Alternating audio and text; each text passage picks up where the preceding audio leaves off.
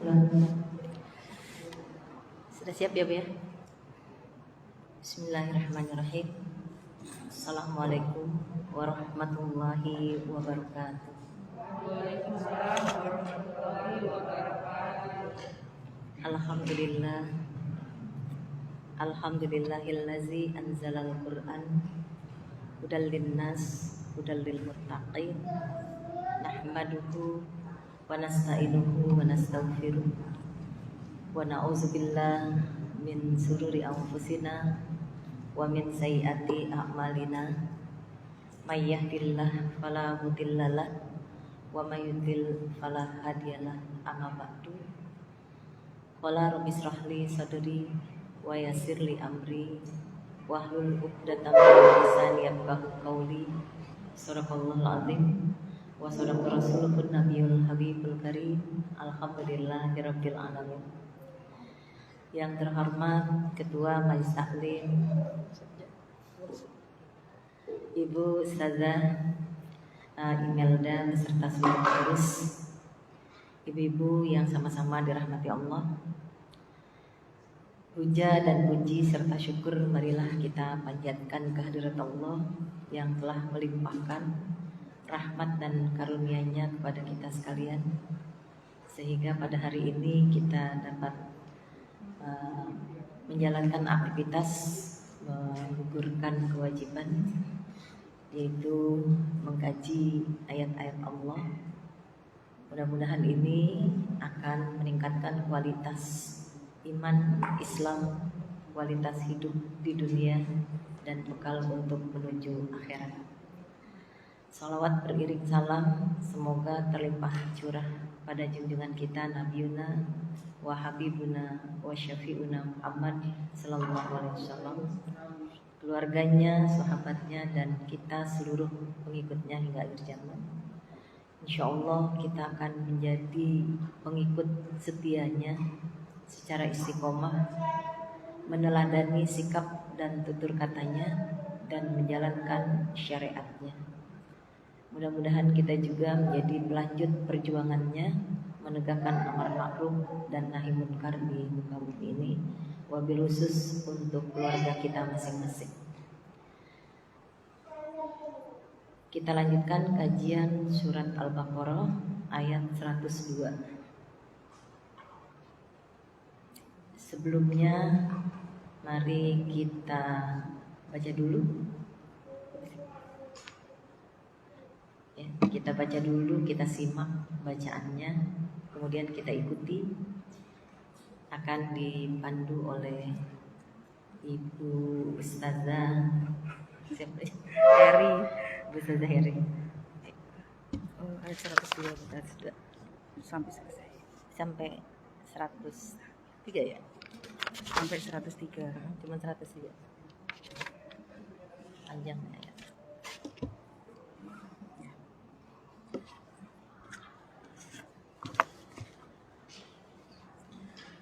A'udzu billahi minasyaitonir rajim.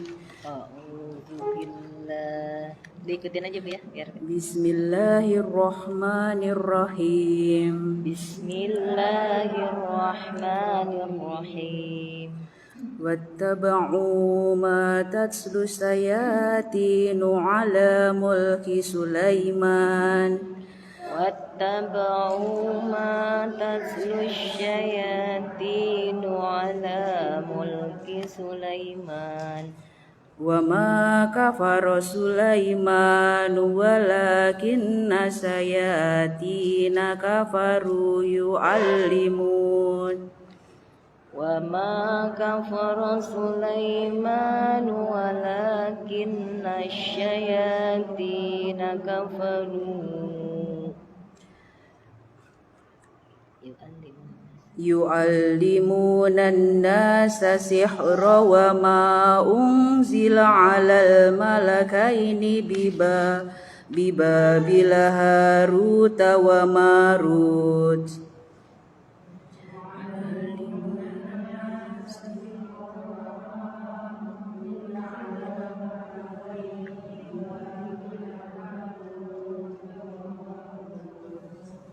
wa وما يعلمان من أحد حتى يقولا إنما نحن فتنة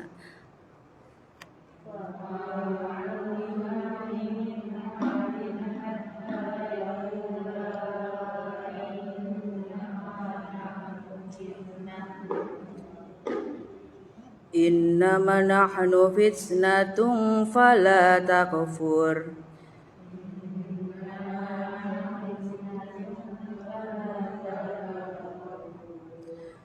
فيتعلمون منهما ما يفرقون به بين المرء وزوجه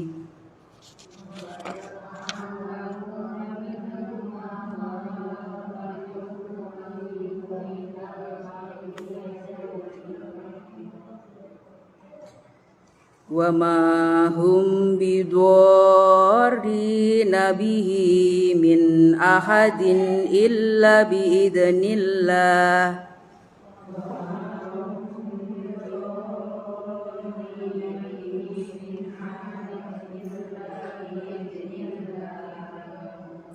ويتعلمون ما يضرهم ولا ينفعهم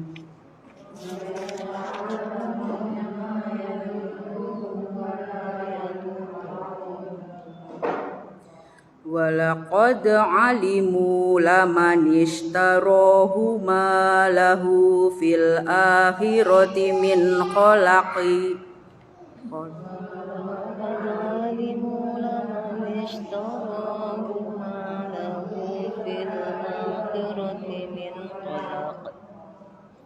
ولبئس ما شروا به أنفسهم لو كانوا يعلمون ولبئس ما شروا به أنفسهم لو كانوا يعلمون.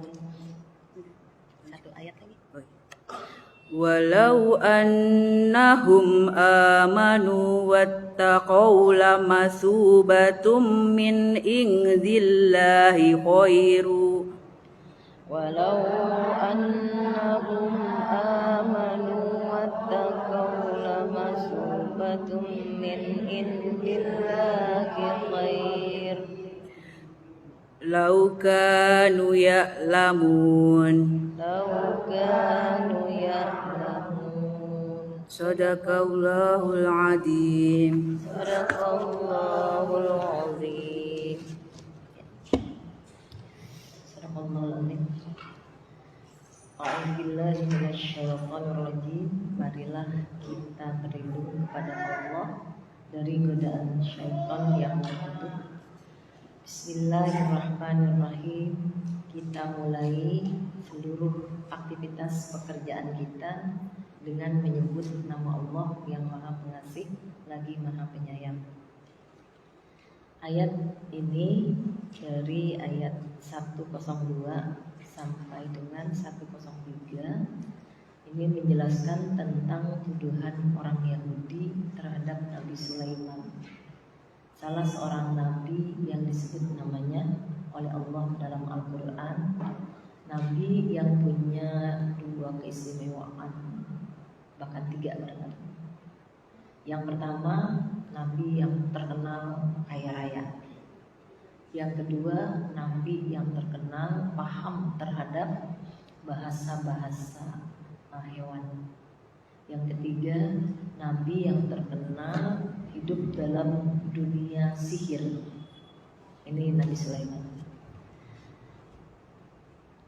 Wattaba'u ma tutlas syayatinu ala mulki Sulaiman. Dan mereka mengikuti apa yang dibaca oleh syaitan. Syayatin. Ini jamak dari syaitan.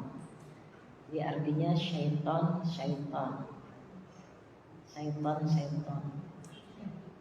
Ini setan atau syaitan? Karena ini pakai to, ini ya, jadi syaitan. Mereka ini mengikuti apa yang dibaca oleh syaitan. Siapa yang dimaksud dengan mereka? mereka yang hidup pada zaman Nabi Sulaiman, ya khususnya orang-orang Yahudi.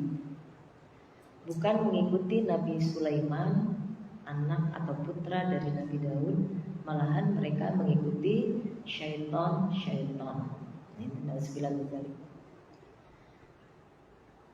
Tidak hanya orang yang hidup pada masa Nabi Sulaiman, tapi pada masa kini pun banyak orang yang tidak mengikuti ajaran agama syariat yang telah ditentukan Allah, diteladani Rasul. Bahkan mereka hanya mengikuti hawa nafsu syaitan. Ini seperti itu.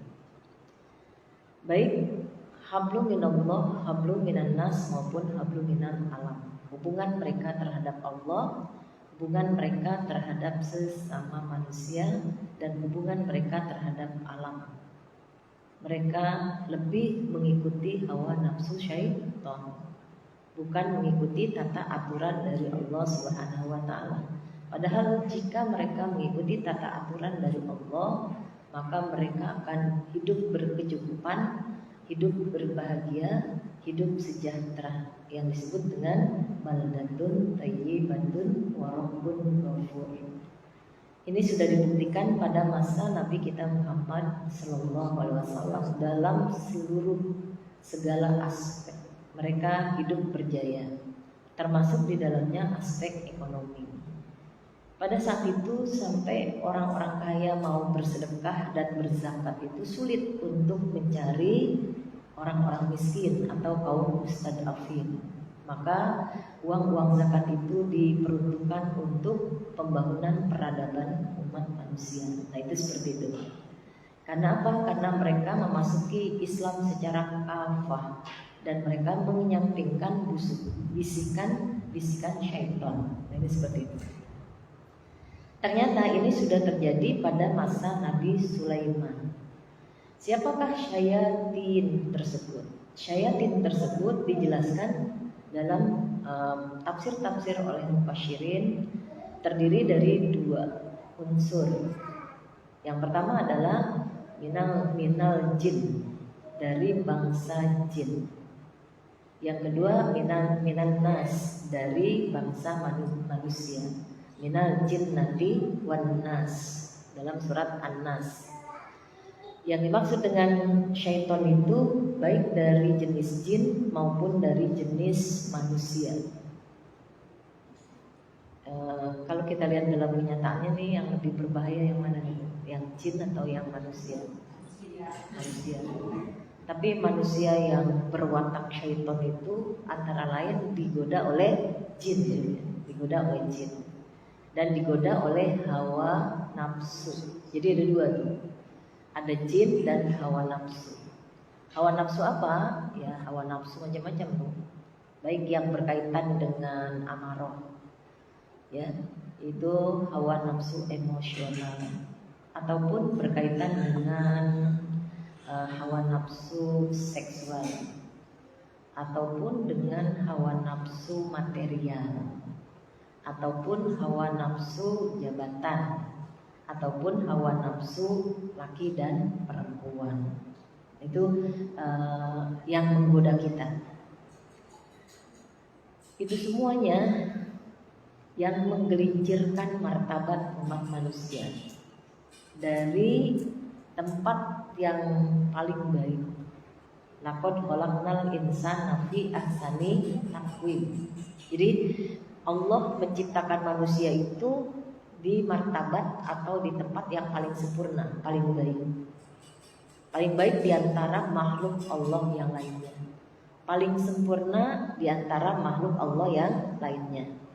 Coba kita bandingkan, Bu. Manusia dengan alam, manusia dengan hewan, manusia dengan apa saja, itu paling sempurna adalah manusia.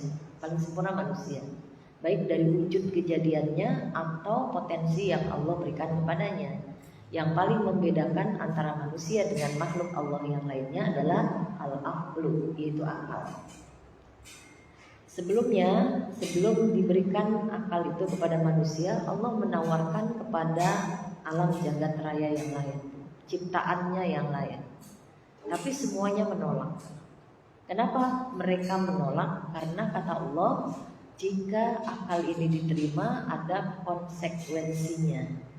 Konsekuensinya adalah satu, bisa mengangkat harkat martabat dirinya dan bangsanya dan jenis manusianya, tapi bisa juga menghancurkan, meruntuhkan harkat martabat diri dan bangsa serta sejenisnya. Oleh karena itu lanjutan dari surat apa tuh? Laqad khalaqnal insana fi ahsani taqwim tsumma radadnahu asfala safilin. Surat apa tuh? Ada yang tahu surat apa? Surat At-Tin. Nah, surat At-Tin. Dalam surat At-Tin, kalau dia bisa menggunakan akal yang dibantu oleh panca indera, dibantu oleh kolbun hati, maka dia akan menjadi inni ja'ilun fil ardi khalifah. Manusia itu akan menjadi penguasa bumi.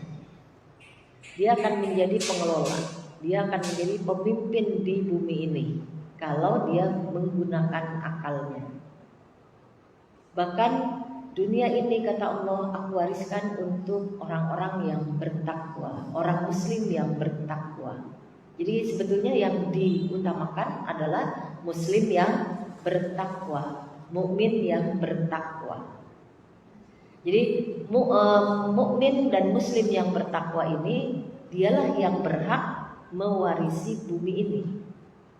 Dia yang berhak. Muslim mukmin yang bertakwa artinya kalau takwa itu dia kokoh imannya, bagus amalnya. Maka kalimat di dalam Al-Qur'an selalu beriringan. Innal ladzina amanu wa amilus sholihat. Orang yang beriman dan beramal soleh.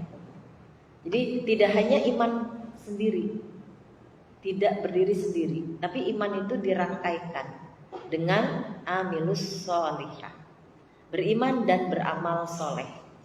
Karena iman itu kerjaan hati. Iman itu nggak kelihatan. Iman itu sebuah konsep keyakinan. Tapi kalau amal soleh adalah pembuktian dari iman. Kalau amal soleh pembuktian dari iman, maka mengacu seluruh perbuatannya itu kepada Allah, pada ilah, pada Tuhan. Jadi perbuatannya itu tidak karena apa-apa, tidak karena siapa-siapa.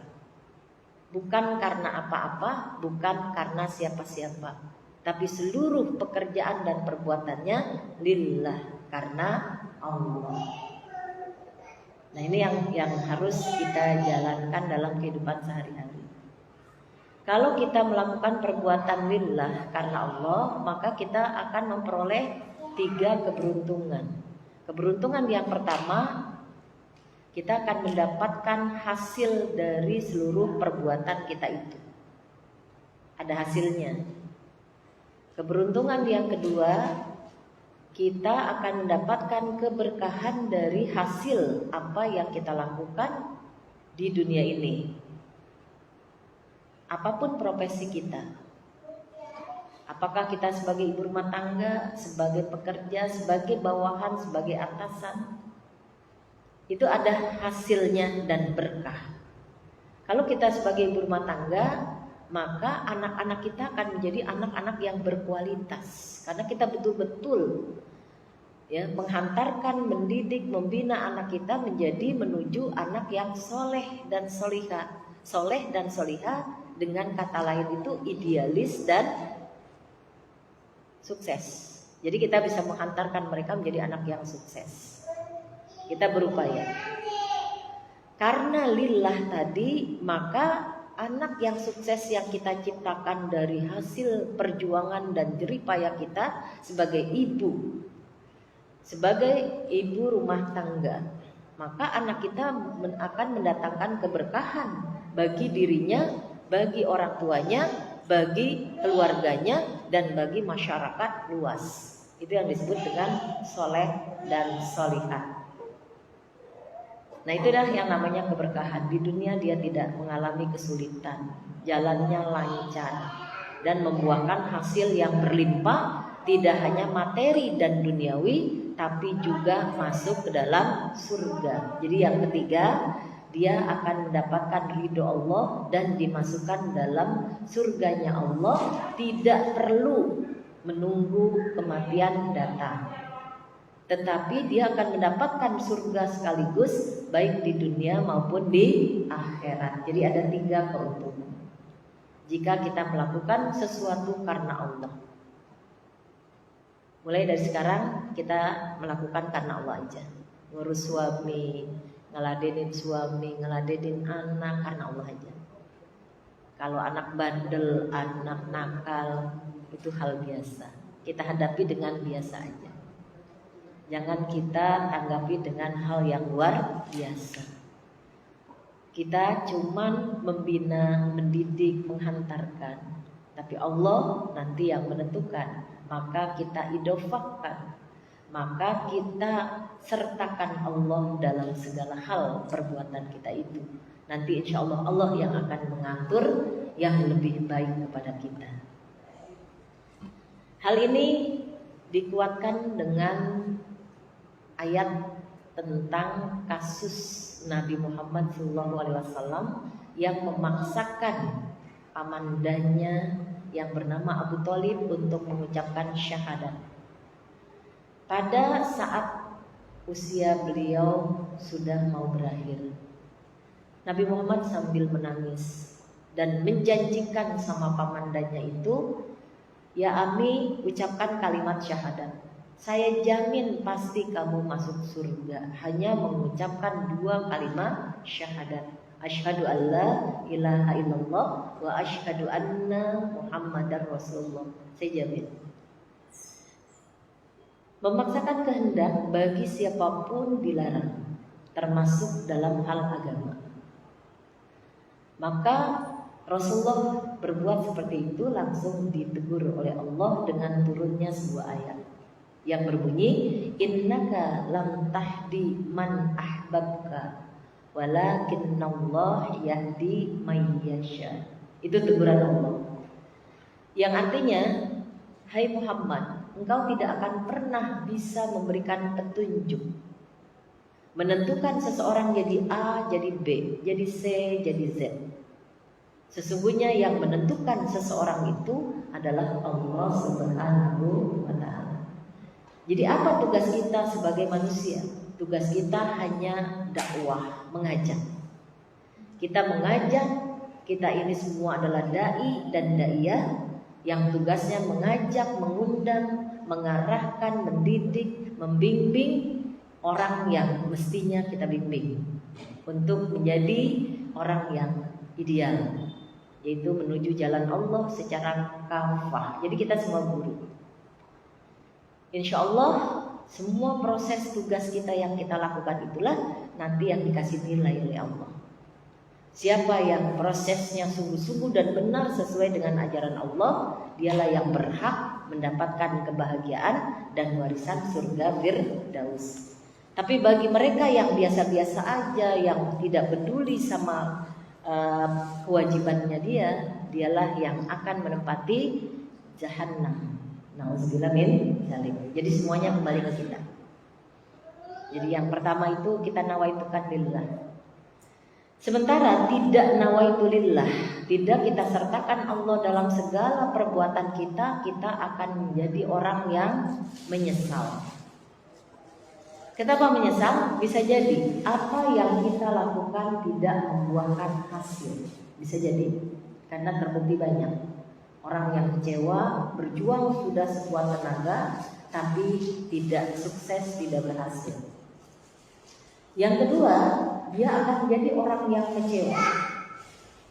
Maka sia-sialah perbuatannya seperti yang dilakukan oleh seorang yang bernama Abu Lahab dan istrinya. Abu Lahab sudah melakukan sesuatu dengan perjuangan yang luar biasa agar Muhammad hancur dan mencegah agar orang tidak mengikuti ajaran Muhammad. Langsung Diturunkan ayat oleh Allah, padahal Abu Lahab masih hidup, tapi sudah dijamin celaka dan masuk neraka.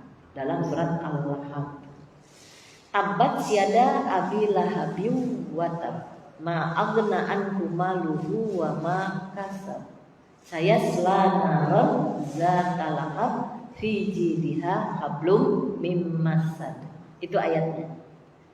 Yang artinya celakalah wahai kamu Abu Lahab. Itu kata Allah. Tabbat yada abi lahab.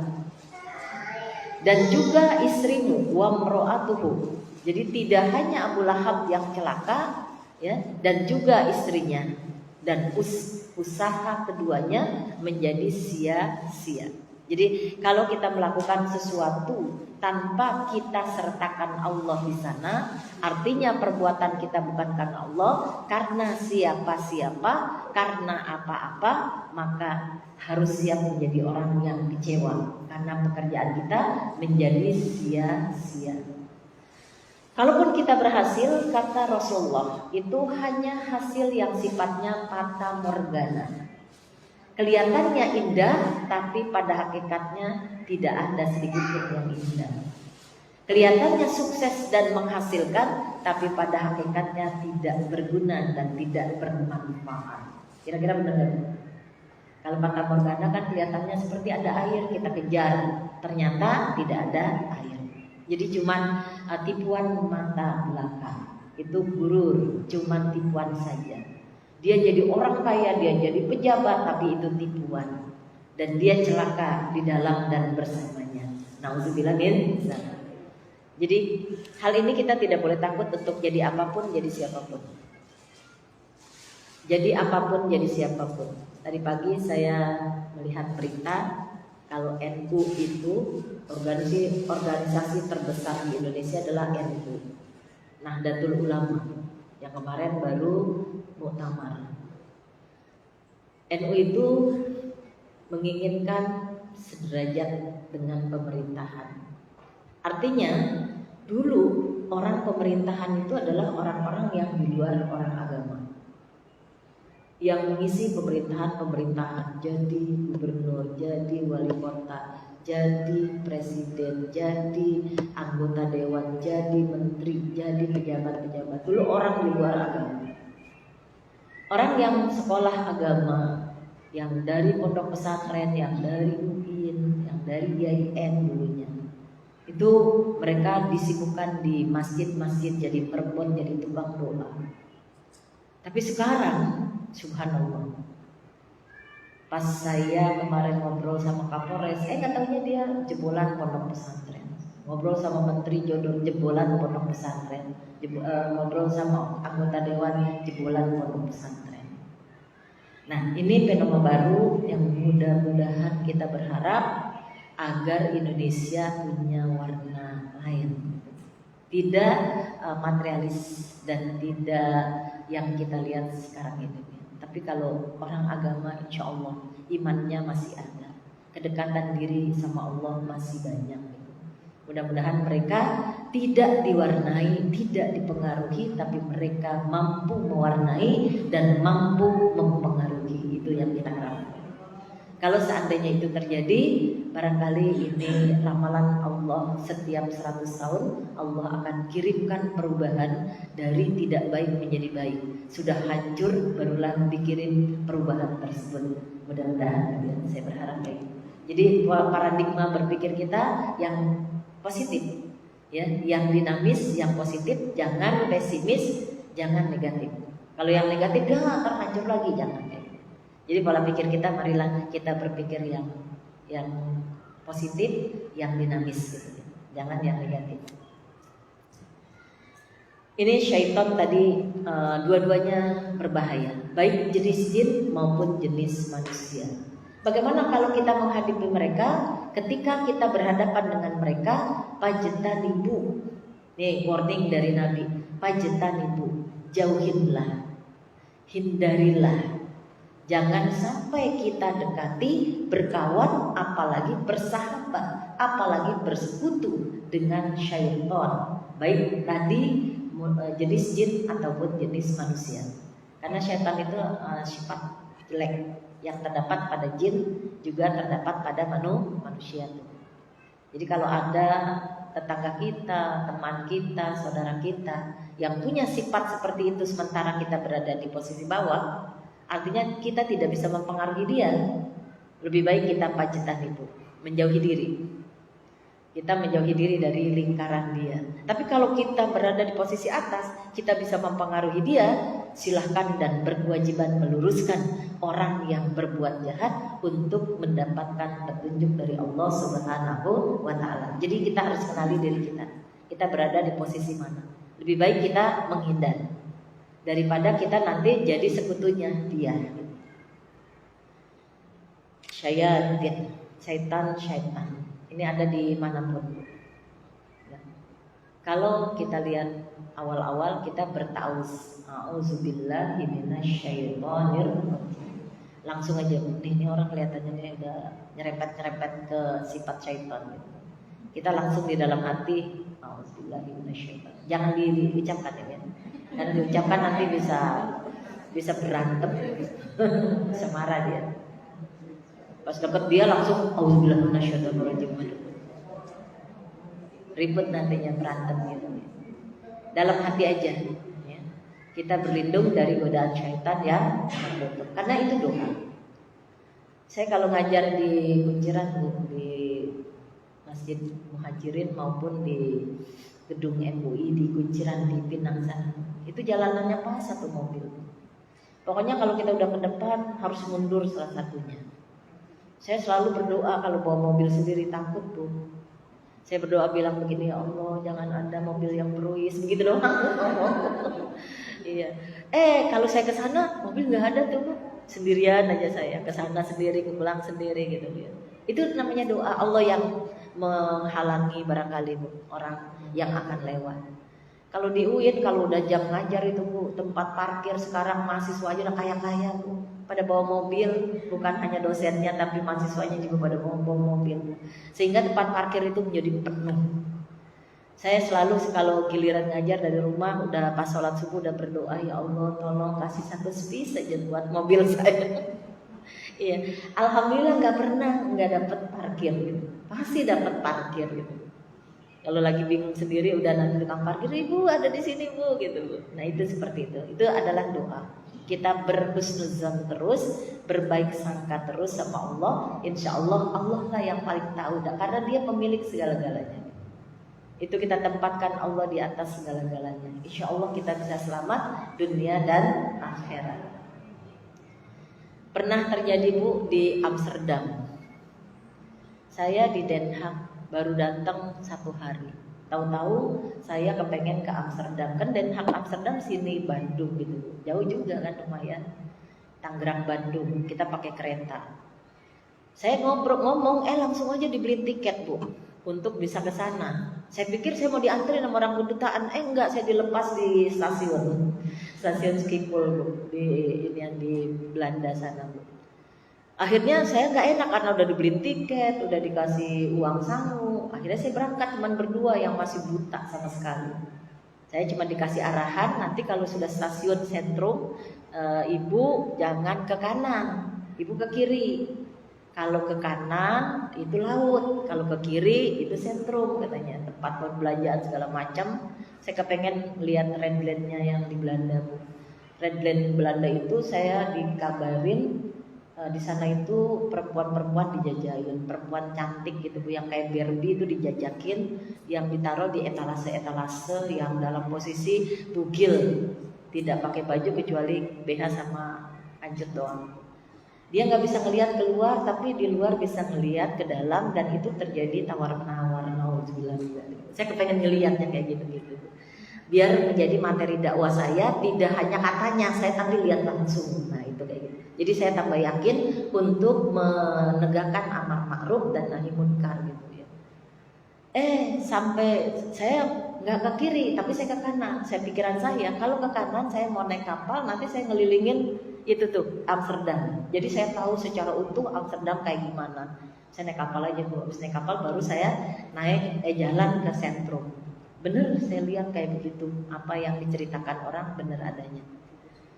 Terus tahu-tahu Bu, saya mau pulang karena nanti habis asar saya harus tugas ceramah di Masjid Al-Hikmah, masjid satu-satunya milik orang Indonesia yang dibeli oleh saudaranya Pak Harto, Pak Prabowo Sintoitso Tejo yang beli. Kenapa dia beli masjid itu? Karena keluarganya ada yang meninggal dan kesulitan memperlakukan jenazah secara muslim. Akhirnya dibelilah gereja menjadi masjid disulap.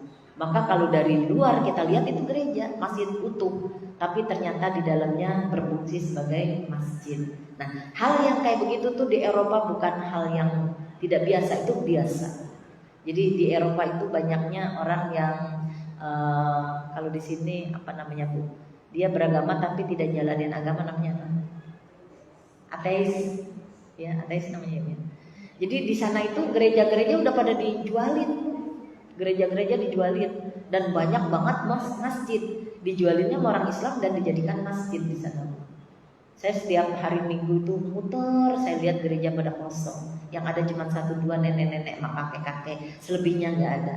Mereka semuanya adalah orang materialistis semua, yang dia kejar duniawi, hidup dalam keadaan hedonisme kayak gitu. Itu seperti itu. Pas saya mau pulang, saya kan harus naik kereta lagi nih Bu. Kalau di sana keretanya kereta cepat tuh, kereta yang 300 km per jam, jadi cepat. Pas saya naik kereta, saya ketinggalan 2 menit yang lalu. 2 menit yang lalu yang saya tuju kereta itu. Akhirnya saya kebingungan, nanti saya mau berceramah, gimana caranya ini ya. Akhirnya saya lari-lari, saya sama teman saya berdua, saya bilang gini, Kak, panggilnya kakak, Kak Ati. Kak Ati bentar ya, berhenti sebentar Kak. Kenapa nanti ketinggalan lagi? Saya mau minta tolong sama Allah. Sebentar aja saya bilang gitu. Saya cuman berhenti, langsung saya kayak bersenedi kayak gitu. Cuman bilang, ya Allah tolong saya. Cuman begitu doang. Pas ngomong begitu langsung saya lari lagi. Pas lari langsung ada orang Indonesia tua. Dia bilang gini, Indonesia. Ngomong bahasa Indonesia. Di negara asing ada yang nyapa kayak begitu. Masya Allah Bu, senangnya luar biasa. Iya Pak, saya orang Indonesia, kata dia gitu. Terus mau kemana? Saya mau ke Den Haag, mau naik kereta udah ketinggalan, ayo ikut saya. Ikut dia Bu. Ternyata dia naikin kereta yang lewat situ juga Bu. Akhirnya saya bisa selamat. Nah, semuanya Allah yang akan mengizinkan dan yang membantu menolong kita ya. Maka tempatkanlah Allah dalam keadaan apapun. Kenapa saya ngomong kayak begini? Hasil survei orang Islam sudah jauh dari agamanya. Dia sudah meninggalkan Tuhannya, meninggalkan ajarannya. Makanya saya menyampaikan ke tiap majelis taklim seperti ini. Gimana Bu? Kira-kira mau ngajak Allah? Ya. Insya Allah ya. Nah di sini dan mereka mengikuti apa yang dibaca oleh syaitan pada masa kerajaan Sulaiman. Kerajaan Sulaiman yang sekarang napak tilas bekas kerajaan Nabi Sulaiman masih bisa kita lihat dan bisa kita rasakan. Suatu saat ibu punya luang waktu dan luang rezeki, saya ajak nanti ibu ke Aqsa. Ya Bu ya, ibu pernah dengar Aqsa ya Bu ya? Aqsa itu peninggalan situs agama-agama dunia, termasuk agama Islam. Bahkan Aqsa itu dianjurkan untuk kita kunjungi oleh Nabi kita Muhammad SAW dengan hadisnya yang berbunyi, La tusaddur rihal illa min salasil masajid. Tidak ada yang paling patut kamu kunjungi di dunia ini kecuali 3 masjid. Itu perintah Rasul. Masjidil Haram di Makkah, Masjidil Nabawi di Madinah, wa Masjidil Aqsa di Palestina. Saya sudah ke sana mulai dari tahun 93 saya sudah ke sana. Dan terakhir saya ke sana pas mau Covid. Dan saya mau berniat ke sana termasuk jemaah kita di sini ada 10 orang kalau nggak salah yang sudah mendaftar, yang sudah stay duitnya 500.000 mau juta. Ingetin Bu ya, jangan sampai nggak diingetin karena uang itu masih tetap ada, masih saya jaga. Suatu saat nanti kita bisa lanjutin atau mau diambil uangnya silakan. Karena itu kewajiban saya cuma pemegang amanah doang. Ya, nah itu patut kita bisa berangkat ke sana. Nah di sanalah nampak tilas yang ada namanya Bukit Zion. Orang Yahudi mengakui itu adalah landnya dia, tanah harapan dia. Nah, tanah harapan dia ini yang kemudian orang yang berpaham itu disebut dengan Zionisme.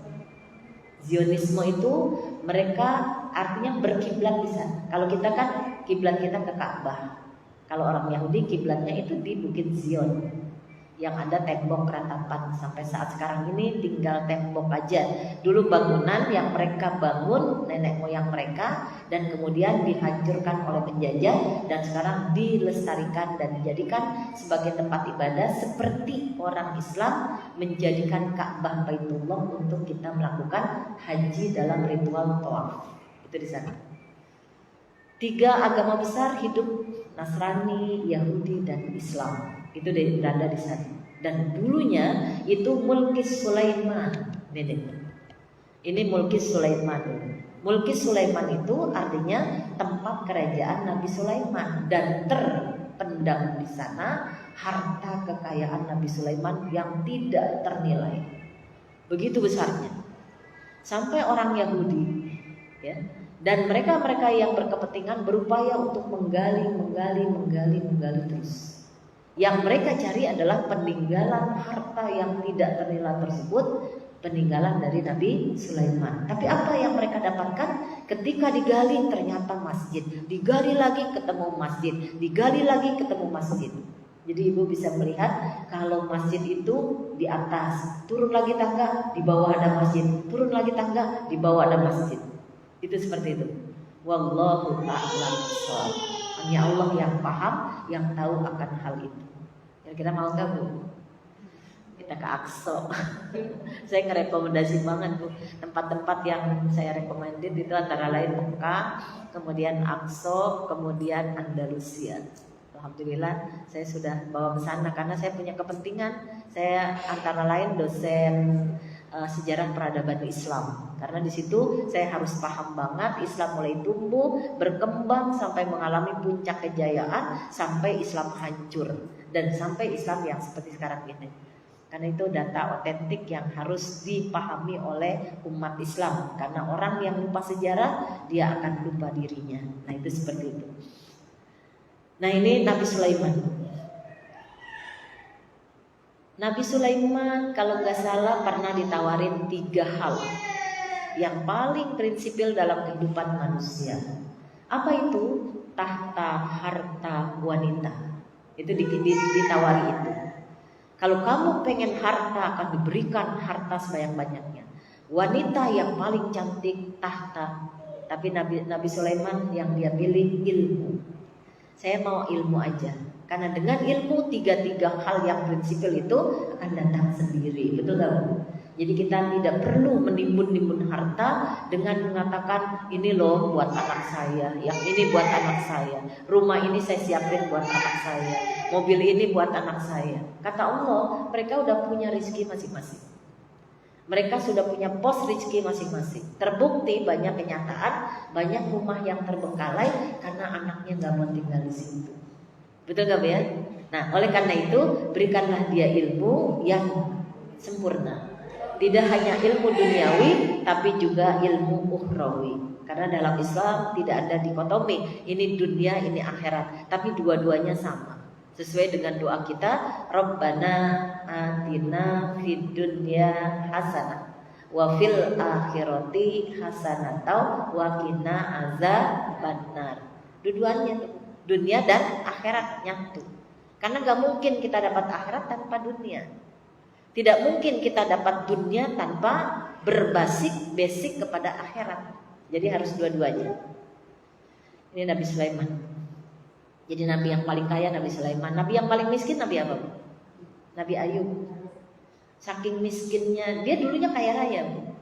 Tapi Allah pernah membanggakan Nabi Ayub kepada jin dengan mengatakan, lihat tuh, hamba saya yang namanya Ayub, dia orangnya yang paling taat, paling patuh, ahli ibadah.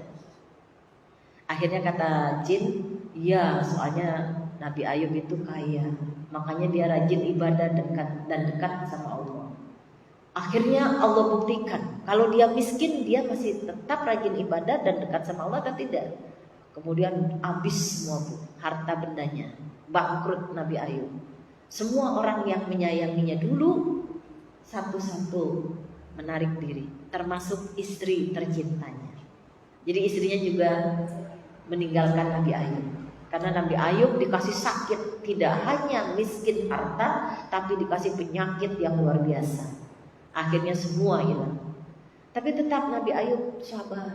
Orang yang paling sabar adalah Nabi Ayub. Yang miskin, yang sakit. Ketika dia ditinggal oleh istrinya, Nabi Ayub bernazar, seandainya suatu saat saya bisa bangkit kembali seperti sedia kala, kamu datang lagi kepadaku, akan saya pukul kamu 100 kali. Itu kayak begitu Bu. Saking mungkin udah putus asanya Nabi Ayub. Ternyata benar aja Bu. Allah kembalikan karena sudah lulus ujian. Allah kembalikan seperti sedia kala. Nabi Ayub menjadi orang yang sehat, menjadi orang yang kaya raya. Istrinya datang. Tapi gimana Bu kira-kira? Dijalanin gak nazar itu? Jalanin gak? Nazar itu hukumnya wajib. Nazar itu hukumnya wajib, harus dijalanin. Jadi hati-hati kalau punya perkataan. Karena punya perkataan itu utang. Punya perkataan itu namanya janji. Sementara janji itu al-wa'du dainun, janji itu utang. Maka wajib ditunaikan. Nabi Ayub pun menjalankan kewajibannya, ya, menyelesaikan nazarnya. Bagaimana caranya kalau dipukul 100 kali mati enggak? Masih mati. Iya, ternyata dia pakai siasat. Siasatnya pakai apa? 100 biji lidih, 100 lembar lidih digabung jadi satu, dipukul pakai kasih sayang. Mati nggak kira-kira? Iya. Jadi tidak ya. Jadi alhamdulillah Nabi Ayub juga masih sayang sama istrinya. Istrinya juga sudah bertaubat dan minta maaf. Akhirnya dia hidup rukun kembali. Ini Nabi Ayub. Wa ma kafara Sulaiman walakinna syayatina kafaru. Nah, di sini disebutkan Bu, dan mereka mengatakan bahwa Sulaiman itu mengerjakan sihir. Ini tuduhan orang Yahudi kepada Nabi Sulaiman yang disebut dengan al-fitnah. Padahal al-fitnah asaddu minal azab. Fitnah itu lebih kejam daripada pembunuhan. Maka hindarilah fitnah. Jangan sampai kita kena fitnah, apalagi kita memfitnah. Kita harus menghindari. Kenapa? Karena dia akan lebih kejam daripada pembunuhan. Bahkan pembunuhan karakter kalau seandainya ada fitnah tersebut nih. Nah, ini termasuk Nabi Sulaiman pun kena fitnah. Kalau dia dianggap orang yang mengerjakan atau mengamalkan sihir. Apa tuh sihir? Sihir itu adalah apa Bu kira-kira? Pernah dengar sihir gak? Pernah ada yang tahu sihir apa? Shim salabin, aba kadabra. Sihir itu adalah sesuatu atau tipuan, kecepatan dan tipuan. Itu namanya sihir. Artinya kecepatan dan tipuan. Ada ini kecepatan tangan ya biar. Kemudian tupungan mata nggak bisa menangkap, itu namanya tipuan. Itu tipuan. Sihir itu pada hakikatnya tipuan. Ada yang tanpa menggunakan jasa jin, ada yang menggunakan jasa jin. Yang menggunakan jasa jin itu namanya syirkun. Itu perilaku syirik.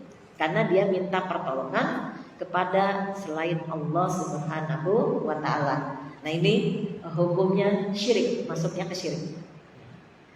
Nah, semua dosa akan diampuni Allah ketika orang itu sudah meninggal lantaran asarokum, bekas yang dia tinggalkan. Jadi ini kan ada dosa nih Bu.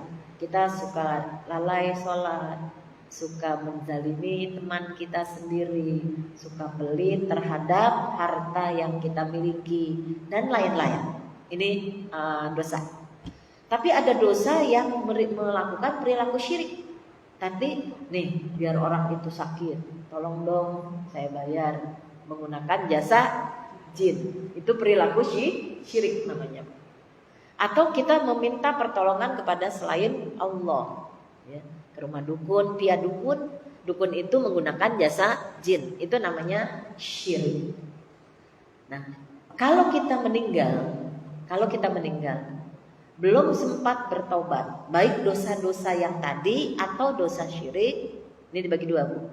Dosa yang tadi, yang A tadi, itu diampuni, bisa diampuni Allah, bisa ditebus oleh asarohum. Asar itu peninggalan yang kita tinggalkan, bekas-bekas peninggalan, bekas yang kita tinggalkan, itu namanya asar. Apa saja bekas yang kita tinggalin nanti, Bu? Kalau kita sudah meninggal, 3. Yang pertama, shadaqatun zariyah. Yang kedua, ilmu yuntafa'u bih. Yang ketiga, waladun sholihun yad'ula. Ada 3. Sedekah zariyah, ilmu yang bermanfaat, anak yang soleh. Ini namanya bekas yang kita tinggalkan. Anak itu terdiri dari siapa saja? Anak yang kita lahirkan, anak yang dinikahkan, anak yang dididik, anak yang diasuh. Ini ada 4 kategori. Itu anak, masuk anak semua. Jadi bisa anak yang kita lahirkan langsung, bisa anak yang anak murid. Jadi kalau ibu ini anak saya juga. Kalau ibu melakukan perbuatan baik, saya kebagian pahala. Kenapa? Karena saya memberikan ilmu, dan ilmu itu bermanfaat buat ibu. Jika ilmu itu ibu manfaatin, ibu jalanin, ibu kerjain, yang mendatangkan maslahat buat diri, keluarga, dan orang lain, maka saya dapat pahala. Karena ibu adalah anak saya. Namanya anak dalam hal pendidikan. Atau anak yang kita asuh, diambil, diadopsi, itu namanya anak asuh. Semuanya bermanfaat buat diri kita. Maka kata Rasulullah, orang yang sayang sama anak yatim kalau seperti jari telunjuk dengan jari tengah, nanti di surga bareng-bareng sama aku. Itu kalau sayang sama anak yatim. Yang dimaksud dengan sayang itu punya arti luas. Tidak hanya ngasuh ngusap palanya doang, atau tidak hanya ngasih duit aja, tapi kita berikan dia pendidikan yang dia bisa mandiri dan dia bisa hidup dengan ilmu yang kita berikan. Itu namanya anak juga, anak yatim. Nah, oleh karena itu, kalau kamu tidak bisa ngasuh anak yatim di rumahmu sendiri, yang kamu perlakukan dia persis anakmu sendiri dalam berbagai hal, termasuk dalam pendidikan, maka seminggu sekali. Kalau nggak bisa, sebulan sekali. Kalau tidak bisa, 1 tahun 1 kali, yang namanya lebaran anak yatim. Itu sampai seperti itu anjuran dari Nabi kita Muhammad Sallallahu Alaihi Wasallam. Ini tuduhan, bukan Nabi Sulaiman. Kan orang Yahudi nuduhnya begini, oh Nabi Sulaiman itu ngamalin sihir. Nah, dia punya buku sihir. Buku sihirnya itu disimpan di bawah singgasananya di kerajaan Nabi Sulaiman. Dan Nabi Sulaiman karena mengamalkan ilmu sihir sampai dia berumur panjang dan tidak ketahuan meninggal.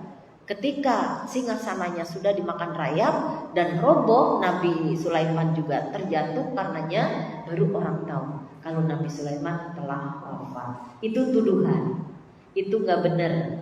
Nah, ini dibantah sama Allah Subhanahu Wa Taala. Tapi itu beredar pada masa Nabi Sulaiman, namanya fitnah. Di sini Allah mengatakan membantah wa ma kafara Sulaiman. Tidaklah Nabi Sulaiman itu berbuat kafir, dan mereka mengatakan bahwa Sulaiman itu mengerjakan sihir. Padahal Sulaiman itu bukan orang kafir, hanya orang kafir saja yang percaya pada sihir dan mengerjakan sihir. Hanya orang kafir saja. Bisa kena nggak kita kalau disihir orang? Disantet orang lah bahasa lainnya. Kalau dulu di Tangerang itu dikenalnya santet itu dengan teluh, kena teluh. Dulu di Poris, Bu, itu ada terkenal tukang teluh yang profesional. muridnya banyak, jadi dia guru teluk, guru tukang santet di Porisim. Sampai kalau saya ceramah, ya kemudian dulu kan saya kalau ceramah dijemput, diantar gitu. Saya ceramah pertama itu kelas 4 SD di Seknek. 4 SD udah ceramah di Seknek saya. Habis ceramah saya digendong-gendong sama bapak-bapak. Anak kecil ceramah dulu ya. Saya ceramah di Seknek itu tahun berapa tuh, masih kelas 4 SD. Dibagi duit saya senang luar biasa tuh. Itu zaman dulu. Nah, kalau saya ceramah saya pulang diantar, kalau dibilang saya pulangnya ke Poris, itu yang nganter pada takut. Karena terkenal di Poris ini tempatnya santet, tukang telur. Nama tukang telur itu Jilihin. Antara lain korbannya bapak saya, Haji Ibrahim. Haji Ibrahim melamar Ibu Nurbiah, ibu saya. Itu pagi-pagi. Haji Liin ngelamarnya sore-sore. Jadi rebutan cewek gitu ya. Rebutan cewek. Akhirnya kan yang punya orang tua ibu saya nerimanya Haji Ibrahim, bukan Haji Lihin. Bukan Jilihin. Dia bukan haji tapi namanya Jilihin gitu. Gak taunya langsung didatengin, Jilihin datangin bapak saya, dibilang ini, umurmu sebulan lagi. Jadi umurnya dibilang sebulan lagi. Langsung bapak saya pergi kabur ke pesantren. Nah di pesantren itu dia belajar ilmu hikmah yang menjaga dirinya sendiri. Dan ternyata panjang umur di bapak saya itu. Nah itu Jilihin orangnya. Nah Jilihin itu kemudian dia meninggal, dimakamkan dekat Masjid Al-Wusto. Tahu kan? Setelah rel kereta ada masjid besar di belah kiri namanya Al-Wusto. Di belakang itu ada makam. Dimakamin di situ. Dan orang Poris itu biasanya kalau orang meninggal itu dibacain Quran ada 40 hari 40 malam di atas makamnya. Baru 3 malam makamnya meleduk, keluar cairan seperti comberan gitu, buang dan bau busuk luar biasa. Karena terkenal itu tukang santetnya. Itu dulu di Polis seperti itu, namanya sihir. Pertanyaannya, bisa kena nggak sihir itu sama seseorang? Bisa kena. Tapi kata Allah, ketika jin itu minta rekomendasi ke Allah, ya Allah, saya diusir dari surga gara-gara manusia, yaitu Adam. Karena saya tidak mau tunduk sama Adam, akhirnya kau usir aku. Nah, jin yang terusir dari surga yang bareng umurnya dengan Nabi Adam namanya iblis. Iblis itu aljanu ablasa, artinya jin yang merasa putus asa, maka disebut iblis. Kemudian kata Allah, kata jin, saya minta rekomendasi untuk menggoda, menghancurkan anak cucu Adam. Kata Allah, silahkan. Tidak akan hancur kecuali orang-orang yang berbuat kerusakan. Jadi orang yang berbuat kerusakan itulah yang cepat kena dengan pengaruh sihir. Sementara orang-orang yang dekat sama Allah, insya Allah dijaga oleh Allah Subhanahu wa Ta'ala. Nah itu kayak gitu. Tapi persoalannya itu kan kita kumat-kumatan. Kadang dekat sama Allah, kadang jauh.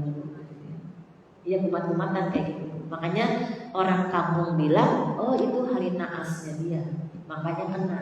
Padahal bukan hari naasnya, tapi memang dia yang kumat-kumatan. Kalau dia lagi dekat terus sama Allah, enggak. Itu seperti itu. Mudah-mudahan kita selalu dekat sama Allah dan dijaga terhadap godaan syaitan, baik dari jenis jin maupun dari jenis manusia.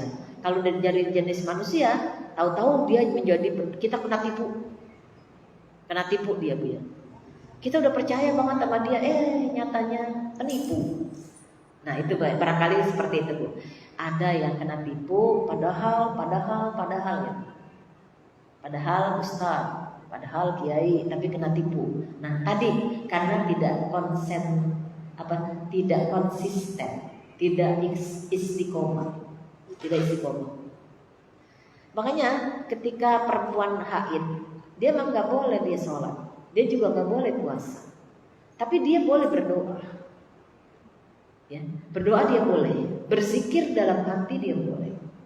Kenapa? Agar hatinya, dirinya, jiwanya terus terisi dan selalu dekat sama Allah. Agar unsur zat, ya syaitan itu tidak akan mengganggu kita. Nah itu seperti itu ya. Mudah-mudahan kita selalu dekat sama Allah Subhanahu wa Ta'ala.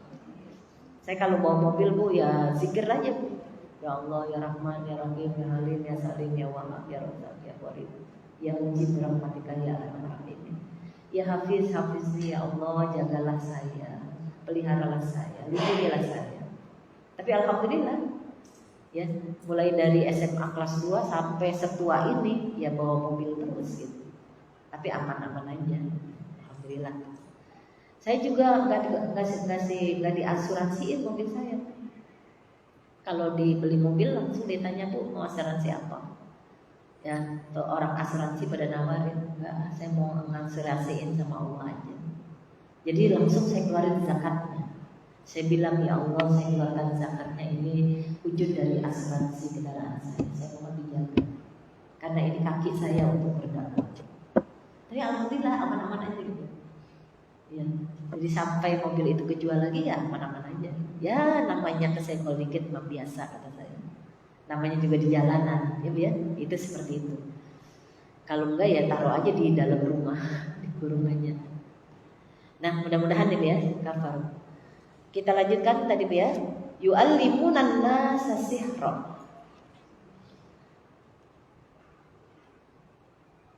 Hanya syaitan-setan yang kafir mengerjakan sihir. Jadi setan itu yang mengerjakan sihir. Jadi manusia juga itu karena yang punya sifat setan, yang suka mengerjakan sihir. Suka mengerjakan sihir.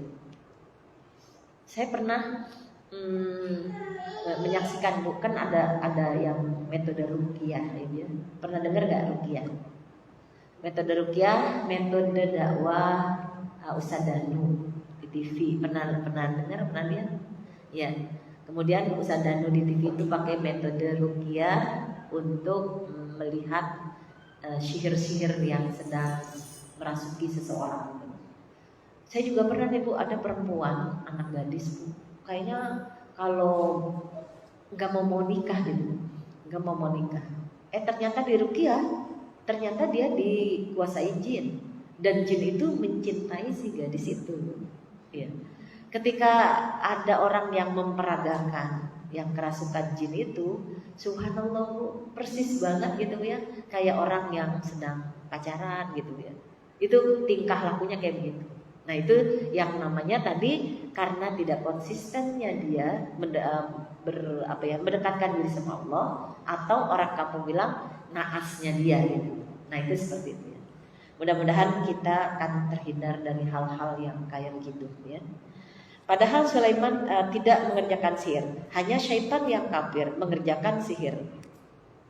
Ya, wama yu'allimunan nasa sihra. Jadi setan-setan itu mengajarkan sihir kepada manusia. Dia yang ngajarin sihir kepada manusia.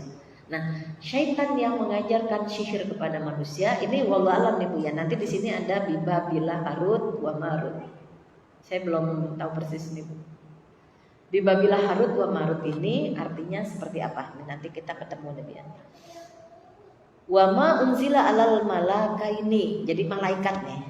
Babila Harut wa Marut wa ma yu'allimani min ahadin hatta yaqula innama nahnu fitnah fala takfur. Ini kita ketemu di sini. Padahal Nabi Sulaiman tidak kafir, tidak mengerjakan sihir. Mereka mengerjakan sihir ya. Yang mengerjakan sihir itu syaitan-syaitan. Mereka mengajarkan sihir kepada manusia dan apa yang diturunkan kepada dua orang malaikat di negeri Babylon, yaitu Harut dan Marut. Sedangkan keduanya tidak mengajarkan sesuatu kepada seseorang pun sebelum mengatakan sesungguhnya kami hanya cobaan bagimu. Jadi berarti kita percaya sekarang kalau sihir itu memang ada. Sihir itu memang ada. Nabi Muhammad pernah, kan Nabi Muhammad menjadi contoh nih ya. Nabi Muhammad pernah sakit yang badannya panas dingin, meriang gitu ya. Panas dingin. Tiba-tiba ada dua malaikat datang di hadapan Nabi Muhammad saling berdialog, dua malaikat itu. Malaikat yang pertama bilang, kamu kenapa? Saya sakit. Nabi Muhammad disuruh nonton. Kamu sakit apa? Badan saya panas dingin. Oh, kamu disihir. Disihir ini artinya bukan Nabi Muhammad kena sihir ya, tapi ini adalah sebagai contoh, sebagai teladan, sebagai pelajaran buat kita semua. Bagaimana menghadapi jika kena sihir? Apa yang kita lakukan? Karena sihir nggak bisa diobatin pakai tablet, nggak bisa diobatin pakai puyer, nggak bisa diobatin pakai kapsul, tidak bisa diobatin lewat dokter. Ini kalau sihir. Diperiksa apa dokter nggak ada penyakitnya, tapi dia merasa sakit. Nah itu seperti itu. Terus mau nggak kamu saya berikan penangkalnya? Maukah kamu saya kasih tameng penjaganya? Ini kata malaikat yang satu. Kata malaikat yang satu mau. Terus malaikat ini mengatakan, kamu jangan tidur dulu sebelum kamu membaca satu. Itu yang akhirnya dijadikan ayat-ayat ruqyah. Dan kita menjadi bisa meruqyah untuk diri kita sendiri, bisa meruqyah untuk keluarga kita sendiri. Tidak perlu datang ke ahli ruqyah. Ini diajarin sama dua malaikat yang didengerin sama Rasul, yang akhirnya Rasulullah mengatakan kepada para sahabatnya. Yang pertama yang disuruh baca adalah surat Al-Fatihah. Yang kedua surat Al-Ikhlas 3 kali. Yang ketiga surat Al-Falaq. Kalau bisa 3 kali 3 kali. Yang keempat surat An-Nas. Yang kelima surat akhir Al-Baqarah, ayat kursi. Itu baca. Ditutup dengan ya Hafiz, ya Hafiz, ya Hafiz, Hafizni. Ya Hafiz, ya Hafiz, ya Hafiz, Hafiz ahli. Ya Hafiz, ya Hafiz, Hafiz mali. Ditutup pakai gitu.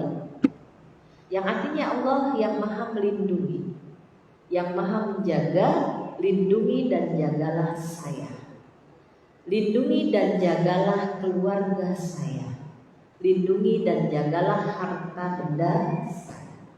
Jadi kita mohon kepada Allah. Nah itu diamalkan, diyakini, diprofesionalkan oleh ahli-ahli ruqyah. Itu ayat-ayat ruqyah. Dibaca aja. Makanya jangan tidur dulu sebelum kita membaca itu. Insya Allah akan dijaga buhul-buhul kita dari sihir-sihir atau orang yang berniat tidak baik kepada kita. Yang pertama baca Fatihah kali. Yang kedua baca Al-Ikhlas 3 kali. Yang ketiga itu boleh Bu Ibu share ke orang-orang agar menjadi amal soleh kita ini. Yang ketiga baca surah Al-Falaq dulu ya 3 kali, Al-Ikhlas 3 kali. Kemudian ayat kursi. Bisa 3 kali, bisa sekali. Udah ditutup dengan ya Hafiz, ya Hafiz, ya Hafiz pakai zo belakangnya. Zo. Ya Hafiz, ya Hafiz, ya Hafiz, Hafizni. Tolong dijaga diri kita nih. Hafizni. Ha fa amazza. Zo. Hafizni. Ya, terus diulang lagi ya Hafiz, ya Hafiz, ya Hafiz, Hafiz ahli. Ahli itu keluarga. Ahli. Yang ketiga ya Hafiz, ya Hafiz, ya Hafiz, Hafiz mali. Itu mali itu harta benda. Boleh juga ditambah dengan Hafiz kulli. Kulli itu bisa iman kita, Islam kita, ya hubungan kita, itu udah semuanya, udah include di dalamnya. Hafiz kulli, semuanya. Hafiz kulli. Ya, coba diulang. Yang pertama baca surat Al-Fatihah 1 kali, Al-Ikhlas 3 kali, Al-Falaq 3 kali, An-Nas 3 kali, ayat kursi bisa 3 kali. Kemudian baru ya Hafiz, ya Hafiz, ya Hafiz, Hafizni. Ya Hafiz, ya Hafiz, ya Hafiz, Hafiz ahli. Ya hafiz, ya hafiz, ya hafiz, hafiz mali. Ya hafiz, ya hafiz, ya hafiz, hafiz kulli. Bisa ya? Wa ma unzila ala malakaini bi Babila Harut wa Marut wa ma yu'allimani min ahadin hatta yaqula innama nahnu fitnah fala takfur. Tadi dua malaikat ini Bu, kita jadi tahu sihir itu ada. Dari sini nih ayatnya. Kalau ada orang bilang itu nonsen aja, itu hoak aja, ternyata memang ada sihir ini. Sihir itu memang ada, dibawa oleh dua malaikat, namanya Babila Harut wa Marut. Malaikat yang membawa itu di daerah atau di negara yang disebut dengan Babilonia. Kalau Babilonia sekarang apa ya? Nama negaranya gitu. Nanti dicari Bu itu di Google. Hah? Kalau Google mah tahu aja dia. Di Babylon itu di negara mana? Kayak dulu kan Damaskus, Suriah sekarang gitu. Dulu Habasa, apa ya? Kalau Madinah itu dulu namanya apa? Madinah. Itu namanya dulu bukan Madinah. Pas Nabi Muhammad datang, baru Madinah itu dinamakan Madinah gitu. Babylon juga nggak tahu sekarang namanya apa, saya belum nyari. Nah, kemudian malaikat ini mengajari ilmu itu, tapi dibilang dulu nih Bu. Ini kayak saya nih lagi ngajarin. Ibu mau belajar sihir nggak? Ibu murid-murid saya semuanya saya bilang, ibu mau belajar ilmu sihir nggak?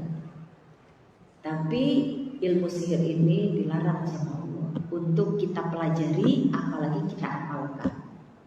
Karena apa? Karena ilmu sihir ini merusak diri kita dan merusak orang lain. Makanya haram hukumnya. Jadi saya ngomong dulu kayak gitu. Ya. Ini adalah menjadi azab buat ibu dan azab buat orang lain. Nah, malaikat ini membawa ilmu sihir itu dan dikatakan terlebih dahulu seperti itu. Jadi udah dibilangin dulu sama malaikat. Tapi nyatanya banyak orang yang belajar ilmu sihir ini. Kenapa? Karena manusia itu memang terdiri dari ada orang yang baik, ada orang yang tidak baik. Nah, ini yang tidak baik yang ambil nih. Kemudian di sini disebutkan di Babila Harut wa Marut. Sebab janganlah kamu kafir. Nah, kalau kita sudah belajar ilmu sihir, apalagi kita amalkan ilmu sihir, apalagi dengan ilmu sihir itu kita celakain orang lain, maka kita menjadi kafir. Maka mereka mempelajari dari kedua malaikat itu apa yang dengan sihir itu mereka dapat menceraikan. Nih, di sini disebutin Bu. Faya ta'allamuna minhuma ma yufarriquna bihi baina mar'i wa zawjihi wa ma hum bidarrina bihi min ahadin illa bi iznillah wa yata'allamuna ma yadurruhum wa la yanfa'uhum wa laqad alimu laman ishtarahu ma lahu fil akhirati min khalaq wa labisa ma syaraw bihi anfusahum law kanu ya'lamun. Kalian aja. Dan mereka mempelajari sesuatu yang memberi mudarat. Jadi sihir itu memberi mudarat, makanya jangan didekatin. Memberi mudarat kepadanya dan tidak memberi manfaat, nggak ada manfaatnya. Demi sesungguhnya mereka telah meyakini bahwa barang siapa yang menukarkan Alkitab,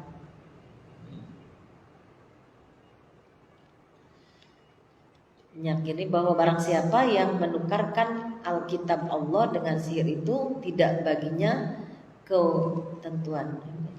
Nih, masih ada. Maka mereka dapat menceraikan antara seorang suami dengan istrinya. Jadi kalau pakai ilmu sihir begitu Bu. Nih, ada 3 perempuan. Dia suami istri baik-baik. Datang perempuan ketiga. Perempuan ketiga sudah bernafsu bagaimana caranya agar saya mendapatkan laki-laki ini. Akhirnya dia menggunakan ilmu sihir yang akhirnya yang tadinya baik-baik nih suami istri menjadi bercerai gitu. Kelihatannya oleh suaminya itu istrinya jadi jelek, jadi tua, jadi tidak baik, tidak bagus. Yang dia lihat nih, yang perempuan tadi yang lain lagi nih, itu jadi cantik, jadi baik, jadi bagus di mata. Akhirnya dia bisa menceraikan. Jadi orang yang lagi akur-akur pada bercerai. Tidak hanya hubungan suami istri, tapi hubungan berbangsa, bernegara, bermasyarakat. Ini kan kayak begitu tuh, gara-gara ilmu sihir. Makanya hati-hati. Jangan sampai kitanya kena ilmu sihir, pasangan kita juga kena ilmu sihir. Tadi syaratnya, dekatin diri terus sama Allah dan selalu baca ayat-ayat ruqyah agar dijaga sama Allah. Kalau suami kita lalai, kita sudah membackup dengan doa kita tadi. Ahli keluarga saya ya Allah. Karena yang menyelamatkan diri kita, keluarga kita adalah kita masing-masing. Itu kayak gitu. Subhanallah sekalian, seorang suami dan memberi mudarat dengan sihirnya kepada seseorang pun, kecuali dengan tidak akan memberikan mudarat seseorang pun sihir itu kepada orang lain kecuali ya dengan izin Allah, biiznillah.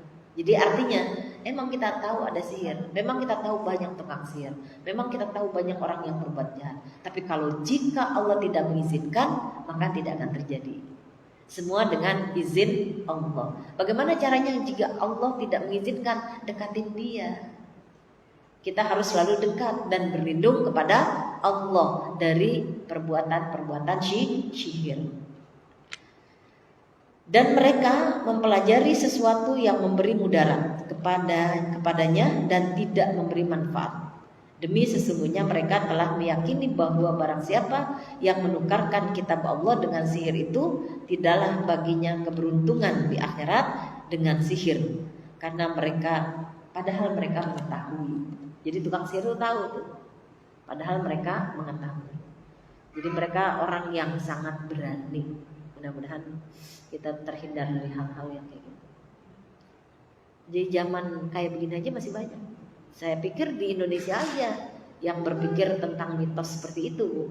Nah, ternyata di Amerika, di Eropa sama tuh tukang sihir ada juga. Ada di sana. Sekarang yang terakhir. Walau annahum amanu wattaqau lamasubatu min indillah khairul law kanu ya'lamun.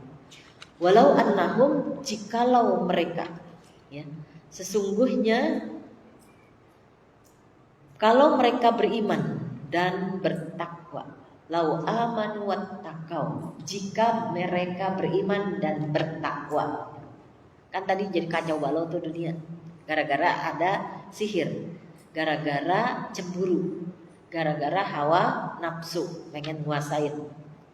Jikalau mereka beriman dan bertakwa, niscaya mereka akan mendapat pahala, dan sesungguhnya pahala dari sisi Allah adalah lebih baik kalau mereka mengetahui. Ya udah, kita mah yang lurus saja Bu ya, yang lurus-lurus saja. Kalau ada orang ngajarin kita tentang sihir, yang ngikutin. Saya pernah ada jamaah saya nih Bu. Dia punya suami suka banget, suka sama perempuan lain melulu gitu.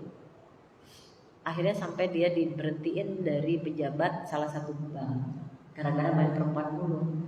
Karena main perempuan mulu kan akhirnya korupsi ya, ya. Akhirnya diberhentiin. Nah, istrinya yang pertama ini berupaya menyelamatkan suaminya sampai apa kata orang dijalanin. Termasuk saran dari temannya untuk ke rumah dukun. Di rumah dukun nih Bu. Pas ke rumah dukun, ternyata dia dapat informasi dia harus membawa sesuatu. Apa yang dia bawa? Daging yang sudah dimasak, sama kembang, sama buahan, campur-campur 1 kilo. Bawa tuh ke rumah dukun. Ternyata si dukun ini tahu-tahu dia bilang gini, udah kamu masuk kamar mandi. Suruh ke kamar mandi. Nah, karena dia pengen nyelamatin keluarganya, disuruh dukun apa aja deh jalanin. Masuk kamar mandi. Di kamar mandi sudah ada bak mandi yang sudah ditaburin bunga yang dia bawa. Jadi dia bawa tuh semua dimasukin bunga.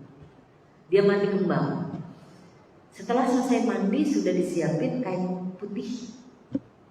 Ya, kain putih gitu. Akhirnya dia pakai kain putih. Kata si dukun, jangan pakai apa-apa yang lain kecuali kain putih ini. Dia bilang gitu. Pas dia sudah, kemudian kamu nanti masuk berbaring di sana, di satu tempat yang sudah disiapkan. Pas dia sudah berbaring dengan selembar kain putih, tidak pakai apa-apa, ya, tahu-tahu si dukun masuk. Pas si dukun masuk, dia masih pakai ini, masih pakai celana, masih pakai BH. Kata dukun, semua dibuka, kain putih aja. Dia pikir, jangan-jangan gua mau diapa-apain gitu. Dia pikiran positifnya tuh datang. Ya, malaikat kayak yang bisikin. Akhirnya dia bilang begini aja sama dukun, "Bang, saya lagi men, jadi nggak bisa pakai kain putih doang." Terus si dukun marah-marah, "Lagi men di sini, udah balik, pulang. Nanti kalau sudah bersih baru kesini."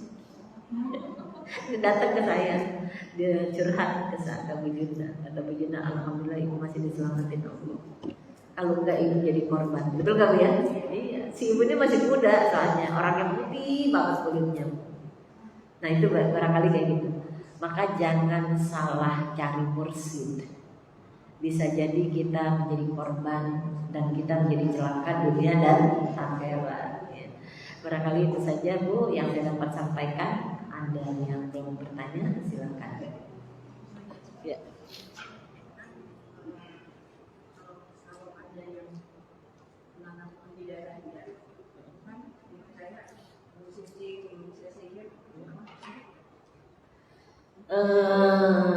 Saya belum dapat dalilnya ya, baik Al-Quran maupun Al-Hadis. Tapi yang saya dengar, setiap ada kematian, Rasulullah selalu menggunakan daun itu untuk membersihkan jenazah.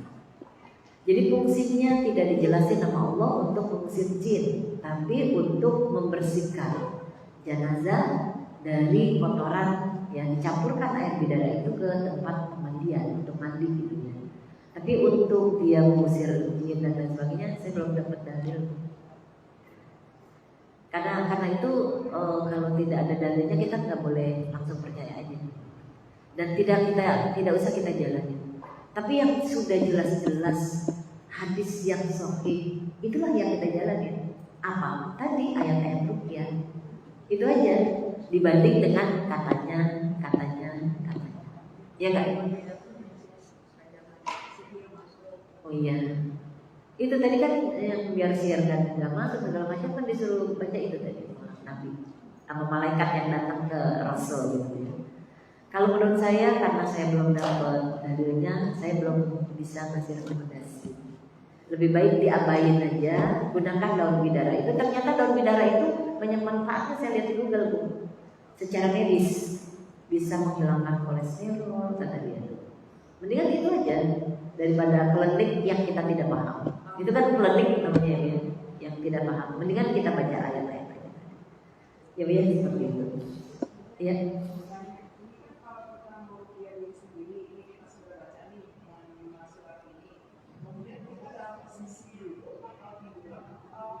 Ya, nah bagus pertanyaannya Bu. Itu posisinya kita lagi tidur telentang. Posisikan Ka'bah di hadapan kita. Jadi yang paling bagus itu Ka'bah di hadapan kita. Ya, ada orang yang bangun rumah syariah namanya. Rumah syariah ya Bu ya. Kayak di Villa Ilhami yang ada di Karawaci. Itu rumahnya konsep syariah. Rumah konsep syariah satu, kalau tidur harus menghadap ke Ka'bah atau ke kiblat. Kalau WC ya, jangan membelakangi dan menghadap ke kiblat. Jadi harus ke selatan dan ke utara ya, selatan ke utara. Nah itu modelnya harus begitu. Itu namanya konsep rumah syariah. Kayak gitu. Nah, yang kedua, posisi kita lagi telentang. Masih posisi telentang. kita arahkan pandangan mata ke atas. Kemudian tangan kita posisinya seperti orang berdoa. Jadi kayak begini. Sudah selesai semua, setelah ya habis. Kemudian kita tiup. Nah ini cuma lihat aja. Ini bukan tidak ada pengaruhnya sama yang lain, tapi inilah yang dilakukan Rasul. Ditiup kemudian diusap dari ujung kaki sampai ke ujung kepala dengan membaca sholawat. Allahumma sholli wa sallim wa barik alaihi, atau Allahumma sholli ala Muhammad wa ala ali sayyidina Muhammad, dengan membaca sholawat 3 kali. Insya Allah tidur kita nyenyak, mimpi kita indah. Insya Allah kayak gitu. Itu posisinya kayak gitu. Enak banget sih. Apalagi kalau kita jangan tidur dulu sebelum kita mendoakan kaum muslimin dan muslimat sedunia. Jangan tidur dulu sebelum kamu meraih pahala haji. Itu ajaran-ajaran Rasul. Kalau jangan tidur dulu sebelum meraih pahala haji, cuma dengan mengucapkan kalimat thayyibah, subhanallah, walhamdulillah, wala ilaha illallah, wallahu akbar. Kita tutup dengan wala haula wala quwwata illa billahil aliyyil azim. Jangan tidur dulu sebelum mendoakan umat Islam sedunia dengan mengucapkan Allahumma arhamhum, Allahumma ighfir lahum warhamhum wa'afihi wa'fu anhum, ya. Apalagi itu ya belakangnya, ya Allah ampuni kami semuanya, rahmati kami, al-ahya minhum wal amwat, baik yang sudah mati maupun yang sudah meninggal. Itu doang. Itu sudah mendoakan umat Islam sedunia, baik yang masih hidup ataupun yang sudah meninggal. Baru baca doa ruqyah. Aduh, tidurnya jadi nggak menghayal yang enggak. Yang nanti yang datang, yang hadir, yang dampingi malaikat.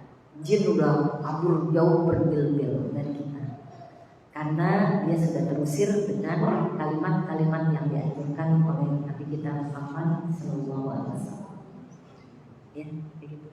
Ada yang lain? Ya, walaupun sedikit, cuma 2 ayat, yang penting kita paham ya.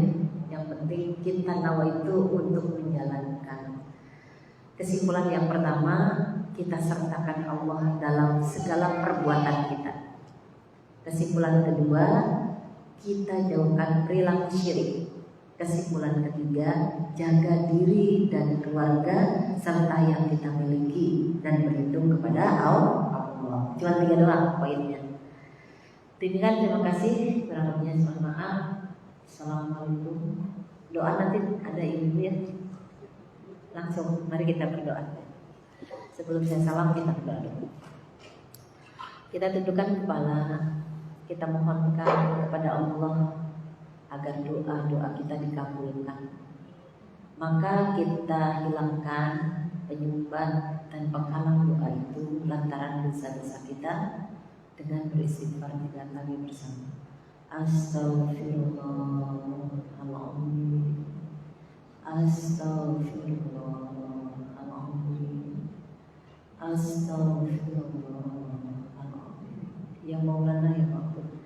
Bismillahirrahmanirrahim. Alhamdulillahirabbil alamin. Hamdan syakirin, hamdan na'imin, hamdan yuwafi ni'amahu wa yuwafi mazidah. Ya Rabbana lakal hamdu kama yanbaghi li jalali wajhika wa 'azimi sultanik. Rabbi la tazarni farda wa anta khairul warithin. Rabbi la tazarni farda wa anta khairul warithin. Rabbi la tazarni farda wa anta khairul warithin. Rabbi habli minas salihin. Rabbana hab lana min azwajina wa dzurriyyatina qurrata a'yun waj'alna lil muttaqina imama. Rabbi firli wa liwalidayya warhamhuma kama rabbayani shaghira. Rabbana taqabbal du'ana innaka antat tawwabur rahim wa tub 'alaina innaka samii'un 'aliim. Rabbana zalamna anfusana wa illam taghfir lana wa tarhamna lanakunanna minal kafirin. Rabbana atina fid dunya hasanah wa fil akhirati hasanah wa qina adzabannar. Wassalamun ala mursalin walhamdulillahi rabbil alamin. Terima kasih. Assalamualaikum warahmatullahi wabarakatuh. Saya sengaja pelan-pelan biar masuk ngomongnya.